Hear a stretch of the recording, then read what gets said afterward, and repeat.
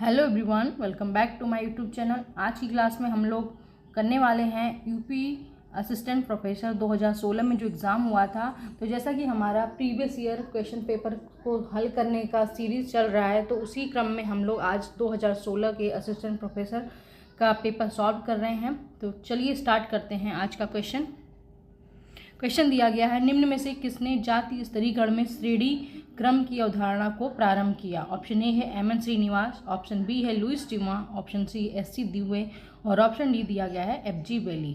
तो जातीय स्तरीकरण में श्रेणी क्रम की अवधारणा को किसने दिया?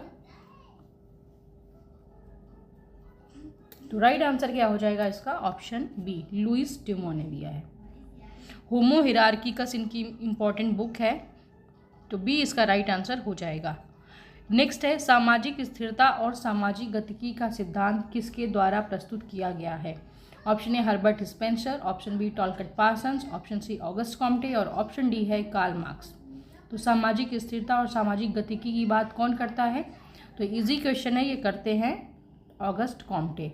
तो सी इसका राइट आंसर हो जाएगा। पॉजिटिव फिलॉसफी इनकी बुक है, इन्होंने लॉ ऑफ 3 स्टेजेस दिए हैं, विज्ञानों का संस्करण किया है, बहुत सारी इंपॉर्टेंट इनके थ्योरीज हैं, तो आप लोग इन्हें अच्छे से तैयार करना। और फादर ऑफ सोशियोलॉजी तो कहे जाते हैं, 1838 में इन्होंने सोशियोलॉजी शब्द गढ़ा था। नेक्स्ट है, वैज्ञानिक विधि का विशिष्ट लक्षण निम्नलिखित में से कौन सा नहीं है। ऑप्शन ए है विश्वसनीयता, ऑप्शन बी वैधता, ऑप्शन सी पुनरावृत्तिता और ऑप्शन डी है सहज बोध अवलोकन। तो वैज्ञानिक विधि का विशिष्ट लक्षण इनमें से कौन सा नहीं है? तो राइट आंसर क्या हो जाएगा? ऑप्शन डी, सहज बोध अवलोकन नहीं होता है। बाकी विश्वसनीयता, वैधता और पुनरावृत्तिता वैज्ञानिक विधि की विशेषताएं हैं। नेक्स्ट है, स्टडीज़ इन एथनोमेथोलॉजी पुस्तक के लेखक कौन हैं। Option A Harry M Johnson, option B Peter Berger, option C Robert K Merton और ऑप्शन डी है हेराल्ड गारफिंकल। तो स्टडीज़ इन एथनोमेथोलॉजी की बात कौन करता है? Option D, Harold Garfinkel. Next है, दैव निर्दर्शन यानी कि रैंडम सैम्पलिंग से चयनित निर्दर्शन की क्या विशेषताएं हैं। ऑप्शन ए है यह संपूर्ण का औसत नहीं है, ऑप्शन बी है यह प्रतिनिधि होगा, ऑप्शन सी यह समष्टि के सदिश नहीं होगा और ऑप्शन डी है उक्त सभी।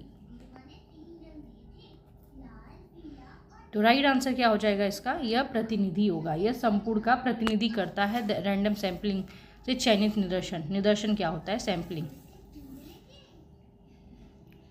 नेक्स्ट है, पर्यावरण सम्मेलन रियो 92 मुख्यतः किस पर केंद्रित था। ऑप्शन ए है मानव विकास पे, ऑप्शन बी है प्रोत्साहन योग्य विकास पे यानी कि सस्टेनेबल डेवलपमेंट पे, ऑप्शन सी है निर्धनता में कमी या फिर ऑप्शन डी जनसंख्या नियंत्रण।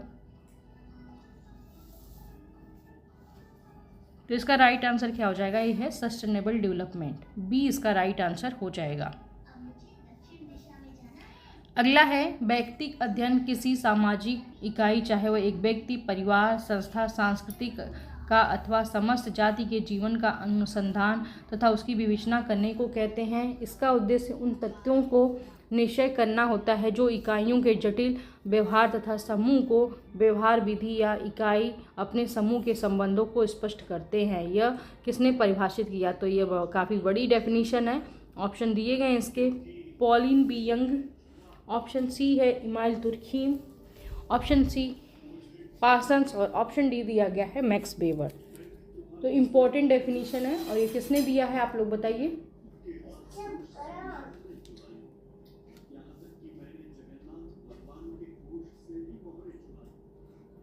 तो इसका जो राइट आंसर हो जाएगा वो है option A, Pauline B Young यानी कि पीवी यंग। इनकी बहुत ही इंपॉर्टेंट बुक है scientific social survey and research. Next है, निम्नलिखित में से कौन सा सामाजिक संरचना का तत्व नहीं है। ऑप्शन ए है भूमिका एवं परिस्थिति, ऑप्शन बी है उप संस्कृति, ऑप्शन सी संस्थाएं और ऑप्शन डी है समूह एवं उपसमूह। तो राइट आंसर क्या है इसका? ऑप्शन बी, उप संस्कृति नहीं होती है। नेक्स्ट है, निम्नलिखित में से तथ्य संकलन का प्राथमिक स्रोत कौन सा है। ऑप्शन ए लेख, पुस्तक, समीक्षा या फिर शोध पत्र और ऑप्शन बी है पुस्तकें, पाठ्य पुस्तक, इंसाइक्लोपीडिया, शब्दकोश या हैंडबुक। ऑप्शन सी साहित्य, कला तथा संगीत के कार्यों की समीक्षा, या फिर ऑप्शन डी है उत्तरदाताओं से सीधा साक्षात्कार। तो आप लोग को पता होगा तथ्य संकलन की दो विधियां हैं, प्राथमिक स्रोत होते हैं और द्वितीयक स्रोत होते हैं। तो इसमें से बताना है प्राथमिक स्रोत कौन से हैं। तो ऊपर के जो तीनों ऑप्शन दिए गए हैं ये तो द्वितीयक स्रोत हैं, और जो डी वाला ऑप्शन है उत्तरदाताओं से सीधा साक्षात्कार करके हम जो लोग जो डाटा कलेक्शन करते हैं उसको प्राथमिक स्रोत माना जाता है। तो डी इसका राइट आंसर हो जाएगा। नेक्स्ट है, पूर्वांचल राज्य के गठन की मांग प्रतिनिधित्व करती है अंतर प्रांतीय क्षेत्रीयता, प्रांत के अंदर क्षेत्रीयता, प्रांत के ऊपर क्षेत्रीयता, या फिर ऑप्शन डी दिया गया पृथकतावादी क्षेत्रीयता। तो राइट आंसर क्या हो जाएगा, प्रांत के अंदर क्षेत्रीयता। नेक्स्ट है, अपने से बड़ों का सम्मान करना है। ऑप्शन ए है सामाजिक मूल्य, ऑप्शन बी सांस्कृतिक गुण, ऑप्शन सी है सांस्कृतिक गुणवान, और ऑप्शन डी है कानून। तो ये वाला जो क्वेश्चन था इसको डिलीट कर दिया गया था आयोग के द्वारा। तो हम लोग चलिए नेक्स्ट करते हैं। अगला दिया गया है, विगत वर्ष भारत के मुख्य प्रोजेक्ट स्मार्ट सिटी के अंतर्गत कौन कौन सी मुख्य योजनाओं को शामिल किया गया है। ऑप्शन ए है 100 स्मार्ट सिटी, ऑप्शन बी है अमृत योजना, ऑप्शन सी स्वच्छ भारत अभियान, और ऑप्शन डी है नमामि गंगे। तो स्मार्ट सिटी के अंतर्गत कौन सा शामिल किया गया था। तो ये क्वेश्चन जो है 2016 वाला, ये एज इट इज़ इसी साल किसी भी, पता नहीं मुझे याद नहीं आ रहा, किसी पेपर में पूछा गया था। और इसका राइट आंसर क्या है, ऑप्शन डी स्मार्ट सिटी और अमृत योजना। नेक्स्ट है, संस्कृति की अनुभूति दृष्टिकोण से व्याख्या करने वाले प्रतिनिधि विचारक हैं। ऑप्शन ए है Bidney, option B Edward Tylor, option C है मैलिनोस्की, और ऑप्शन डी है पिटरी में सोरोकिन। तो संस्कृति की अनुभूति दृष्टिकोण से व्याख्या कौन करते हैं। तो राइट आंसर क्या हो जाएगा, ऑप्शन डी सोरोकिन। तो इन्होंने गतिशीलता की अवधारणा दी है सोरोकिन ने। ऑप्शन नेक्स्ट क्वेश्चन है, मॉडर्नाइजेशन ऑफ इंडियन ट्रेडिशन पुस्तक के लेखक कौन हैं। ऑप्शन ए है Arjun Appadurai, option B Jeffrey C Alexander, option C Robert Ardwell, और ऑप्शन डी है योगेंद्र सिंह। तो modernisation of Indian tradition book किसकी दी है। तो इनकी बुक का नाम है, योगेंद्र सिंह की बुक का नाम है। और योगेंद्र सिंह बहुत ही इंपॉर्टेंट टॉपिक है, एग्जाम में ज़रूर पूछा जाता है इनसे क्वेश्चन। तो इनकी सारी बुक्स का नाम और इनके कंसेप्ट को आप लोग अच्छे से तैयार कर लेना। नेक्स्ट दिया गया है, वर्ष 2011 की जनगणना के अनुसार भारत में नगरीय जनसंख्या का प्रतिशत क्या है। तो ये क्वेश्चन भी डिलीटेड था, 31, 33 कुछ था, 32 लगभग था, तो वो ऑप्शन नहीं था, तो इस क्वेश्चन को निरस्त कर दिया गया था। नेक्स्ट है, इस वाले पेपर में बहुत सारे क्वेश्चन डिलीट कर दिए गए थे आयोग के द्वारा, गलतियां थी काफ़ी।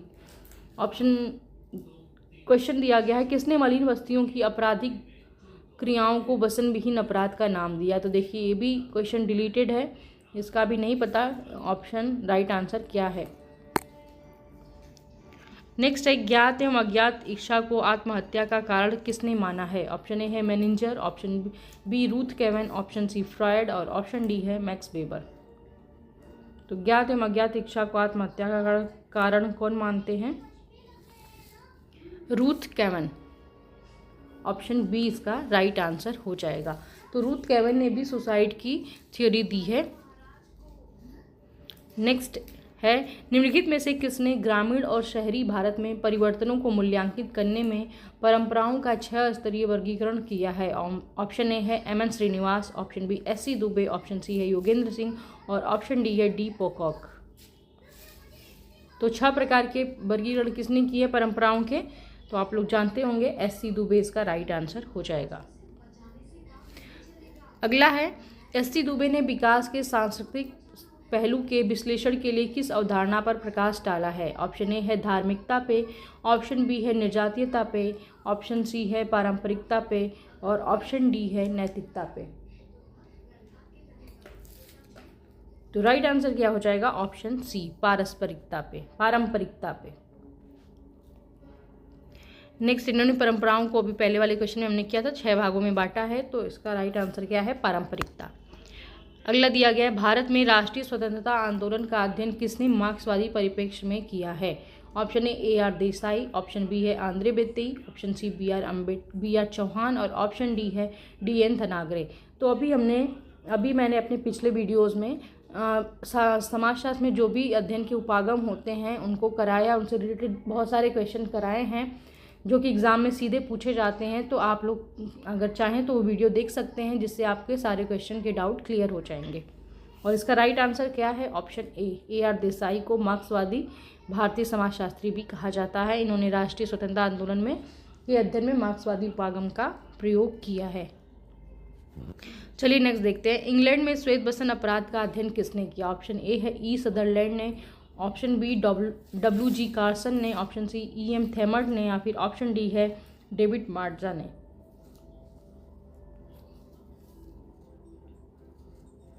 तो राइट आंसर क्या हो जाएगा? ऑप्शन बी WG कार्सन ने। और ई सदरलैंड ने USA में किया था श्वेत बसंत अपराध का अध्ययन। नेक्स्ट है, नौकरशाही पर बेबर के निम्नलिखित विचारों में कौन सा कथन असत्य है? ऑप्शन ए है पूंजीवादी और समाजवादी दोनों समाजों में उपस्थिति, ऑप्शन बी है अत्यधिक भौतिक समृद्धि एवं मानसिक संतोष, ऑप्शन सी प्रभावों से बचने का कोई उपाय नहीं, और ऑप्शन डी है असंबद्धता में वृद्धि। तो इसमें से कौन सा कथन असत्य है? तो इसका राइट आंसर क्या है? ऑप्शन बी अत्यधिक भौतिक समृद्धि एवं मानसिक संतोष। अगला दिया गया है, लोम्ब्रोसो द्वारा वर्णित अपराधियों के वर्गीकरण में कौन सा अपराधी सम्मिलित नहीं है? ऑप्शन ए है जन्मजात अपराधी, ऑप्शन बी पागल अपराधी, ऑप्शन सी आकस्मिक अपराधी, और ऑप्शन डी है पेशेवर अपराधी। तो राइट आंसर क्या है? ऑप्शन डी पेशेवर अपराधी। इसकी बात कौन करता है? सदरलैंड करते हैं। बाकी ये तीनों क्लासिफिकेशन लोम्ब्रोसो का है।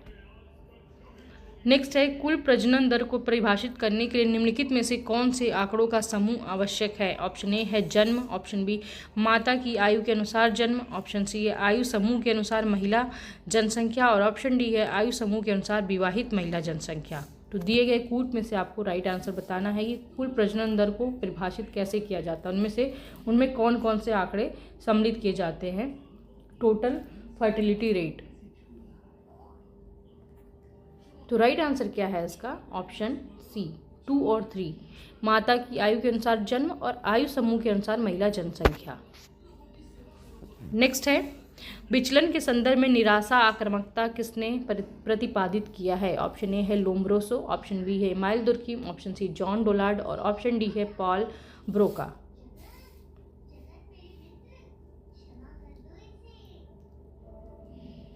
तो इसका राइट आंसर क्या है? Option C John Dollard. Next है, निम्नलिखित में से किस समाजशास्त्री ने जजमानी संबंधों का अध्ययन किया है?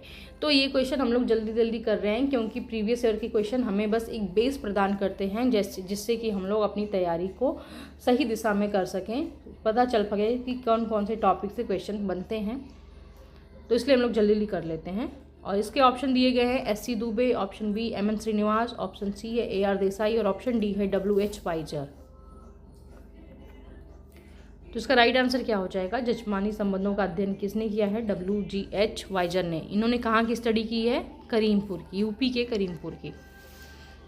नेक्स्ट है, निम्नलिखित में से कौन पंचायती राज की असफलता के लिए उत्तरदायी है? ऑप्शन ए है अशिक्षा, ऑप्शन बी जातिवाद, ऑप्शन सी सीमित साधन, या फिर ऑप्शन डी है उपरोक्त सभी। तो पंचायती राज की सफलता के लिए कौन कौन से कारण उत्तरदायी हैं? तो ये तीनों ही कारण उत्तरदायी हैं। ऑप्शन डी इसका राइट आंसर हो जाएगा। नेक्स्ट है, भारत में ग्रामीण विकास के लिए मनरेगा किस समय से लागू किया गया था? ऑप्शन ए है 30 जनवरी 2006 से, 2 फरवरी 2006 से, 15 अगस्त 2006 से, या फिर 2 अक्टूबर 2006 से। तो मनरेगा किस समय लागू किया गया था? 2 फरवरी 2006 से। वर्तमान में इसका नाम चेंज कर दिया गया है। आप लोग बताना कमेंट बॉक्स में कि क्या नाम कर दिया है। BVG रामजी मनरेगा का नाम रख दिया गया है।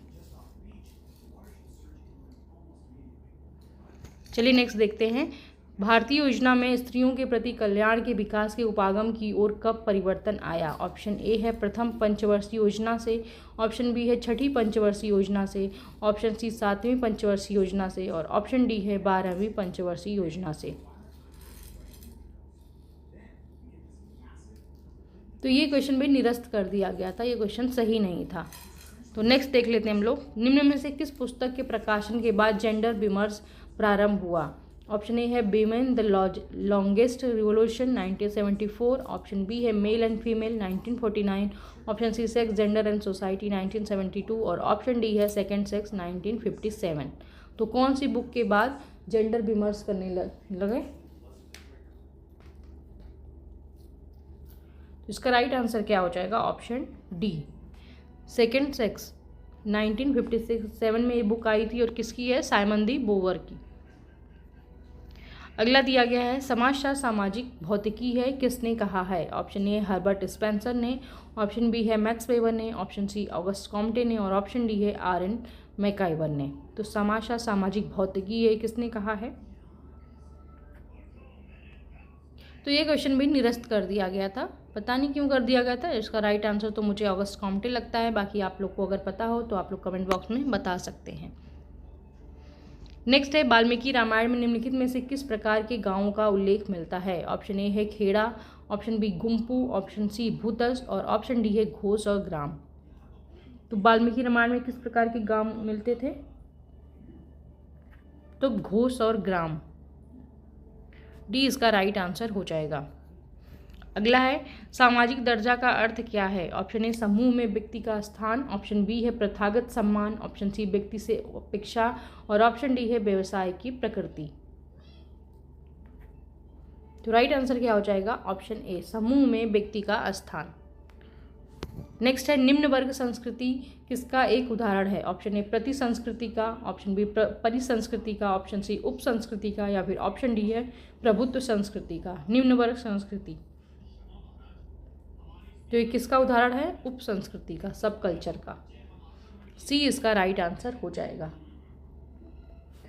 अगला दिया गया है किसने भूमिकाओं के संबंधात्मक भूमिका और गैर संबंधात्मक भूमिका के रूप में वर्गीकृत किया है? तो ये क्वेश्चन बहुत बार एग्जाम में पूछा गया है। इसका ऑप्शन दिया गया S F. Nadel, option B Ralph Linton, option C G A. Lundberg और ऑप्शन डी है एलियट एंड मेरिल। तो संबंधात्मक भूमिका और गैर संबंधात्मक भूमिका की बात कौन करता है? एस.एफ. नाडेल। तो ए इसका राइट आंसर हो जाएगा। अगला देखते हैं वैश्विक ग्राम का विचार किसने दिया है? Option A Anthony Giddens, option B है Marshall McLuhan, option C Immanuel Wallerstein और ऑप्शन डी है ई अनीटाट। तो वैश्विक ग्राम ग्लोबल विलेज की बात कौन करता है? तो ग्लोबल विलेज की बात करते हैं मार्शल मैकलुहान। तो आप लोग देख सकते हैं कि पहले के जो पेपर आते थे कितने छोटे छोटे क्वेश्चन होते थे, लेकिन आज इस बार का जो पेपर आया था 2022 का अप्रैल में जो हुआ है उसको भी मैंने पेपर को सॉल्व कराया है, तो आप लोग उसको देख सकते हैं वो कितना ज़्यादा लेंदी था पेपर। अब लेकिन पेपर काफ़ी टफ आने लगे हैं, लेकिन हमें प्रीवियस ईयर के क्वेश्चन भी करने चाहिए। नेक्स्ट है संदर्भ समूह की अवधारणा किसके द्वारा प्रतिपादित की गई है? ऑप्शन ए है मुजफ्फर शरीफ के द्वारा, option B Herbert Hyman, option C Horton and Hunt और ऑप्शन डी है मॉरिस जिन्सबर्ग। तो संदर्भ समूह की अवधारणा सबसे पहले कौन दिया था? तो हर्बर्ट हाइमन, बी इसका राइट आंसर हो जाएगा।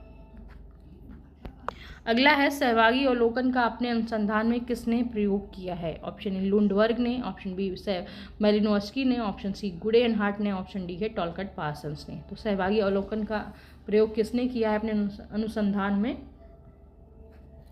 तो मेलिनोव्स्की ने, बी इसका राइट आंसर हो जाएगा। नेक्स्ट क्वेश्चन दिया गया है इरावती कर्वे के अनुसार दक्षिण भारत में जन्म के परिवार तथा विवाह के परिवार के मध्य कोई निश्चित भिन्नता नहीं पाई जाती है, क्योंकि चचेरे ममेरे भाई बहनों के मध्य विवाह का प्रचलन होता है। ऑप्शन बी दिया गया ग्रामीण बहिर्विवाह की अनुपस्थिति होती है, ऑप्शन सी ये द्रविड़ संस्कृति मूल्य होता है या फिर ऑप्शन डी है वैवाहिक कर्मकांडों में थाली व्यवस्था की प्रमुखता होती है। तो इनमें कौन भिन्नता क्यों नहीं पाई जाती है? तो चचेरे ममेरे भाई बहनों के मध्य विवाह का प्रचलन है दक्षिण भारत में। तो ए इसका राइट आंसर हो जाएगा। तो इरावती कर्वे की बहुत फेमस बुक का नाम है किनशिप ऑर्गेनाइजेशन इन इंडिया, ये भी आप लोग याद रखना। अगला क्वेश्चन दिया गया है, research method in social relation पुस्तक निम्नलिखित में से किसके द्वारा लिखी गई है? ऑप्शन ए सेल्टिस, जहोदा एवं अन्य के द्वारा, ऑप्शन बी है गुडेनहार्ट के द्वारा, ऑप्शन सी बोगार्डस के द्वारा और ऑप्शन डी है माइकल एंग के द्वारा। तो माइकल एंग ने तो मेरिटोक्रेसी की बात की है और इस research method in social relation book किसकी है? सेल्टिस, जहोदा एवं अन्य। ए इसका राइट आंसर हो जाएगा। अगला देखते हैं, लोगों अथवा समूहों के गतिविधि का निम्न स्थितियों से उच्चतर पर पहुंचना निम्न में से क्या है? अनुलंब गतिशीलता कहते हैं उसे, क्षैतिज गतिशीलता कहते हैं, अधोमुखी गतिशीलता कहते हैं या फिर उन्नतशीलता कहते हैं।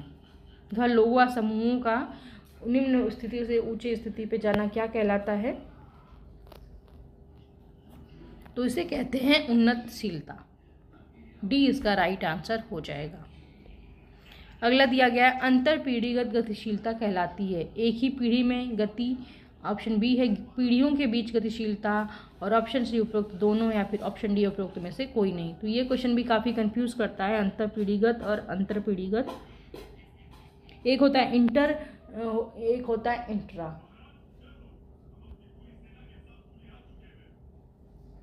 तो इंटर जनरेशन किसकी गतिशीलता किसे कहते हैं? तो पीढ़ियों के बीच गतिशीलता होता है। नेक्स्ट है, सामाजिक स्तरीकरण के संस्थागत विषमता के रूप में कौन देखता है? ऑप्शन ए है डेविस और Moore, option B Talcott Parsons, option C है मर्टन और ऑप्शन डी है सोरोकिन।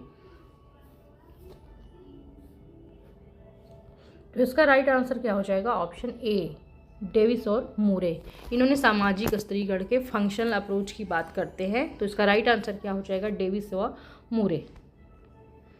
नेक्स्ट है, निर्जाति पद्धति की विषय वस्तु है क्या है? सामाजिक घटनाओं का अर्थ, ऑप्शन बी है अंतःक्रिया की प्रक्रिया जिसके द्वारा अंतः संप्रेषित एवं अंतः संप्रेषित होते हैं, जिसके द्वारा अर्थ संप्रेषित एवं अंतः संप्रेषित होते हैं। ऑप्शन सी है वे माध्यम जिसके द्वारा अर्थ संप्रेषित एवं अंतः संप्रेषित होते हैं या फिर उपरोक्त में से कोई भी नहीं। तो इसकी विषय वस्तु क्या है? निर्जाति पद्धति यानी कि एथनोमेथोलॉजी। राइट आंसर क्या हो जाएगा? ऑप्शन बी अंतःक्रिया की प्रक्रिया जिसके द्वारा अर्थ संप्रेषित एवं अंतः संप्रेषित होते हैं। नेक्स्ट है, structure and function in primitive society पुस्तक के लेखक कौन है? Option A Anthony Giddens, option B Michel Foucault, option C George Richard या फिर ऑप्शन डी है ए आर रेडक्लिफ ब्राउन। तो structure and function in primitive society की बात कौन करते हैं? तो इसी पेपर में रेडक्लिफ ब्राउन से 2 क्वेश्चन पूछे गए थे। इससे पहले उन्होंने उनका संरचना किससे, वास्तविक संरचना की बात की थी रेडक्लिफ ब्राउन की, और इस वाले क्वेश्चन में इनके बुक का नाम पूछा गया है और इस बुक का नाम है, इस बुक के राइटर हैं ए आर रेडक्लिफ ब्राउन। सामान्य संरचना और वास्तविक संरचना की बात करते हैं ए आर रेडक्लिफ ब्राउन। अगला दिया है, परिवर्तन का कौन सा प्रतिरूप यह सुझाव देता है कि परिवर्तन संघर्ष और समाधान के माध्यम से होता है? ऑप्शन ए है उद्विकास, ऑप्शन बी द्वंद्वात्मक विकास, ऑप्शन सी चक्रीय विकास या फिर ऑप्शन डी है प्रगतिशीलता। तो राइट आंसर क्या है? द्वंद्वात्मक विकास। बी इसका राइट आंसर हो जाएगा। नेक्स्ट है, निम्नलिखित लेखकों के स्तरीकरण को सैद्धांतिक अध्ययन के कालक्रम के अनुसार बताइए। तो 4 ऑप्शन दिए गए हैं, आप लोग बताइए इसका राइट आंसर क्या होगा। इसका राइट आंसर है option D Karl Marx, then आते हैं मैक्स वेबर, फिर आते हैं C.W. मिल्स और लास्ट में आते हैं रॉबर्ट लिंड। तो डी इसका राइट आंसर हो जाएगा। नेक्स्ट है, किसने यह तर्क दिया कि प्रत्याशित समाजीकरण संदर्भ समूह व्यवहार के कारण होता है? Option A H.H. Hyman, option B है R.K. Merton, option C C.H. Cooley और ऑप्शन डी है M. मीड। M. मीड मतलब मार्गरेट मीड।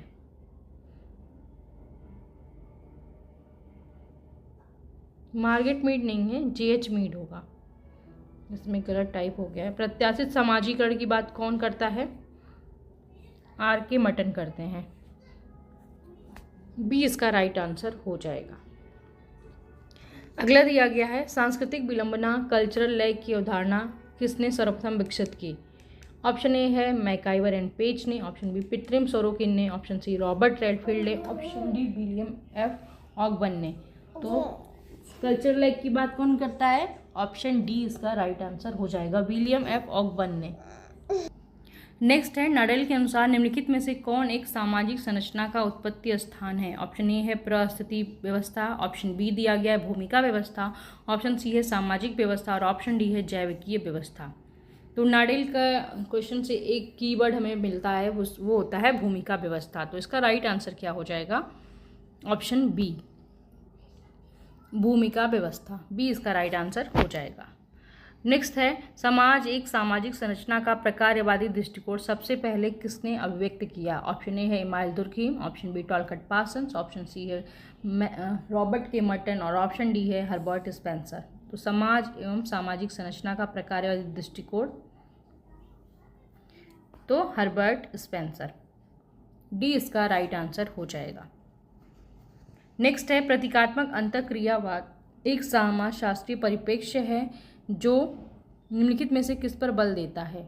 ऑप्शन ए समष्टि स्तर सामाजिक अन्योन्य क्रिया, ऑप्शन बी है व्यष्टि स्तर सामाजिक अन्योन्य क्रिया, ऑप्शन सी है सामाजिक और गैर सामाजिक अस्तित्वों के बीच परस्पर अन्योन्य क्रियाएं और ऑप्शन डी है उक्त सभी। तो राइट आंसर क्या हो जाएगा? ऑप्शन सी, सामाजिक और गैर सामाजिक अस्तित्वों के बीच परस्पर अन्योन्य क्रियाएं।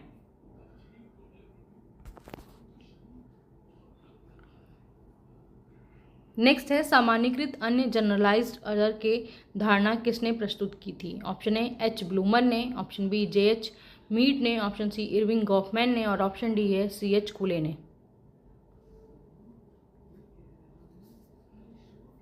तो राइट आंसर कौन है? J H Mead, generalised other की बात करते हैं। नेक्स्ट है, निम्नलिखित में से कौन सा पेरेटो की तार्किक क्रिया पर लागू होता है? ऑप्शन ए दिया गया है व्यक्तिपरक तार्किक क्रिया, ऑप्शन बी है उद्देश्यपरक तार्किक क्रिया, ऑप्शन सी है ए और बी दोनों और ऑप्शन डी है उपरोक्त में से कोई भी नहीं। तो तार्किक क्रिया किस पे लागू होता है? तो उद्देश्यपरक तार्किक क्रिया, बी इसका राइट आंसर हो जाएगा। अगला दिया गया है, विवेकीकरण हेतु मैक्स वेबर निम्नलिखित में से किस एक पद का प्रयोग करता है? ऑप्शन ए उपकरण तर्कना विवेकीकरण, ऑप्शन बी है साधन साध्य साधन विवेकीकरण, ऑप्शन सी दिया गया है भावनात्मक विवेकीकरण, ऑप्शन डी है पारंपरिक विवेकीकरण। तो इसका राइट आंसर क्या हो जाएगा? Option D.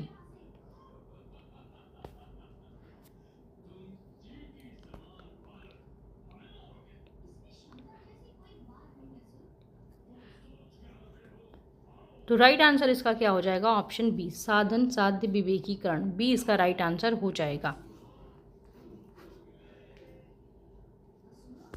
नेक्स्ट है, the theory of social structure पुस्तक के लेखक कौन है? ऑप्शन ए है आर के मर्टन, ऑप्शन बी है के आर पॉपर, ऑप्शन सी है एस एफ नाडेल और ऑप्शन डी है सी लेविस स्ट्रॉस। तो नाडेल से भी 2 क्वेश्चन हो गए आपके। The theory of social structure book किसकी है? एस एफ नाडेल की बुक है, सी इसका राइट आंसर हो जाएगा। Social theory and social structure book है आर के मर्टन की। और से नेक्स्ट है, वह संघर्ष समूह के अंदर एकता पैदा करता है, यह कथन किसका है? ऑप्शन ए है कार्ल मार्क्स, ऑप्शन बी है Ralf Dahrendorf, option C Georg Simmel, option D है लेविस ए कोजर। तो राइट आंसर क्या हो जाएगा इसका? Option D, Lewis A Coser. अगला है, मार्क्सवादी विश्लेषण में मध्यम वर्ग की अवधारणा किसने प्रतिपादित की है? ऑप्शन ए है S Ossowski, option B Raymond Aron, option C G D H Cole और ऑप्शन डी है डेनियल बेल। तो मध्यम वर्ग की अवधारणा किसने प्रतिपादित की है? तो रेमंड एरोन ने, बी इसका राइट आंसर हो जाएगा। नेक्स्ट है, किसके द्वारा द्वंद्व को 2 भागों में वास्तविक तथा अवास्तविक द्वंद्व के बीच विभाजित किया गया है? Option A C Lewis Coser, option B है जॉर्ज सिमेल, ऑप्शन सी है कार्ल मार्क्स और ऑप्शन डी है डेरेनडॉर्फ।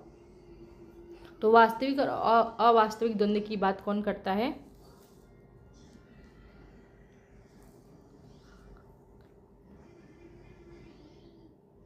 तो राइट आंसर क्या है?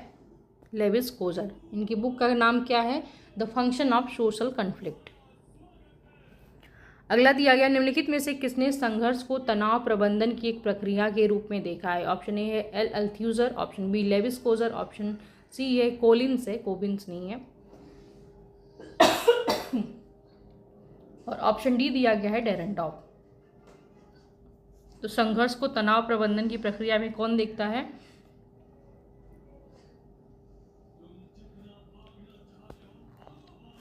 तो राइट आंसर क्या हो जाएगा इसका? Option B, Lewis Coser. अगला दिया गया है 19वीं सदी के दौरान समाजशास्त्रीय चिंतन में किस अवधारणा का प्रभुत्व था? ऑप्शन ए दिया गया है विकास, ऑप्शन बी आधुनिकता, ऑप्शन सी प्रगति और ऑप्शन डी है उद्विकास।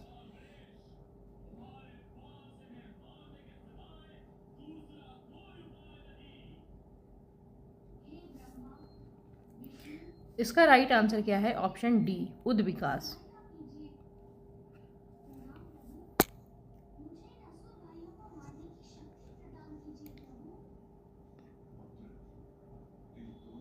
इस क्वेश्चन में मुझे थोड़ा सा कंफ्यूजन हो गया है। इसका मुझे राइट आंसर कॉलिंस लग रहा है। मैं बाकी आपको कंफर्म करके कमेंट बॉक्स में पिन कर दूंगी। अगला दिया गया है वर्ग निर्माण आधारित होता है किस पे? जन्म के आधार पे, कार्य के आधार पे, समान हितों के आधार पे या उपरोक्त में से कोई भी नहीं। तो यह क्वेश्चन भी निरस्त कर दिया गया था आयोग के द्वारा, डिलीट कर दिया गया है क्वेश्चन। वैसे जन्म के आधार पे तो जाति होती है, वर्ग निर्माण तो कार्य के आधार पे या फिर व्यवसाय के आधार पे, अर्जित परिस्थितियों के आधार पे होता है वर्ग का निर्माण। नेक्स्ट है सोशियोलॉजिकल इमेजिनेशन पुस्तक किसने लिखी है? Option A C.W. Mills, option B है सोरोकिन, ऑप्शन सी है मिल्टन सिंगर और ऑप्शन डी है रॉबर्ट के मर्टन।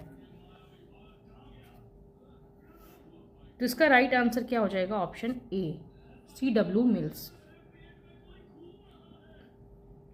नेक्स्ट है निम्नलिखित में से किसने सहसंबंध अंतर्विधि का उपयोग किया है? ऑप्शन ए दिया गया है मैक्स वेबर, ऑप्शन बी है Ralf Dahrendorf, option C Emile Durkheim और ऑप्शन डी है टॉलकट पार्सन्स।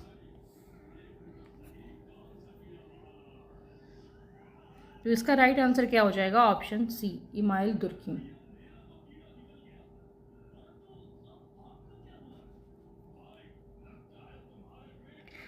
नेक्स्ट है निम्नलिखित में से किस सिद्धांतवादी ने समसामयिक समाज को एक ऐसी मृतक संस्कृति बताया जिसकी मृत्यु सभी सामाजिक पृथकताओं और भेदभाव का उदाहरण है? मृतक संस्कृति लेट कैपिटलिज्म की बात कौन करता है? ऑप्शन ए दिया गया जे बॉडिलार्ड, ऑप्शन बी है ओल्ड्रिच बेक, ऑप्शन सी माइकल फूको और ऑप्शन डी है JF लियोटार्ड। तो लेट कैपिटलिज्म की बात कौन करता है? तो जे बॉडिलार्ड। ए इसका राइट आंसर हो जाएगा। अगला दिया गया है लुंडबर्ग ने वैज्ञानिक पद्धति के कितने चरणों का उल्लेख किया है?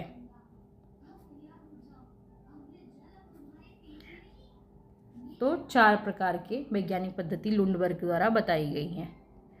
नेक्स्ट है किस नियम के अनुसार परिवार की संपत्ति में परिवार के प्रत्येक सदस्य का जन्मजात अधिकार होता है? ऑप्शन ए दाएं भाग का नियम, ऑप्शन बी सपिंड का नियम, ऑप्शन सी है मिताक्षरा का नियम और ऑप्शन डी है प्रवर का नियम।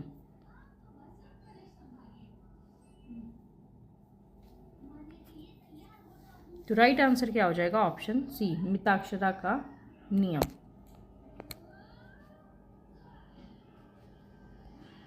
अगला दिया गया निम्नलिखित में से कौन जातियों के बीच संरचनात्मक दूरियां बनाए रखने में सहायक है? ऑप्शन ए दिया गया आर्थिक स्थिति, ऑप्शन बी राजनीतिक स्थिति शक्ति, ऑप्शन सी है भूमि स्वामित्व और ऑप्शन डी है पवित्रता एवं प्रदूषण। तो राइट आंसर इसका क्या है? पवित्रता एवं प्रदूषण। इसकी बात कौन करता है? लुईस ड्यूमो करते हैं। अगला क्वेश्चन दिया गया है निम्नलिखित में से किसने भारतीय समाज के अध्ययन के प्रति द्वंदात्मक उपागम का उपयोग किया है? ऑप्शन ए दिया गया है, इससे पहले भी एक क्वेश्चन इसी से रिलेटेड था, AR देसाई का था वो। इसमें ऑप्शन है MN Srinivas, option B DP Mukherjee, option C है आंध्र बेत्ती और ऑप्शन डी है YB दामले। तो आजकल जो पेपर होने उसमें YB दामले बहुत इंपॉर्टेंट थिंकर हो गए हैं, इनसे क्वेश्चन पूछे जाते हैं। और इसका जो राइट आंसर है वो है ऑप्शन बी, DP मुखर्जी।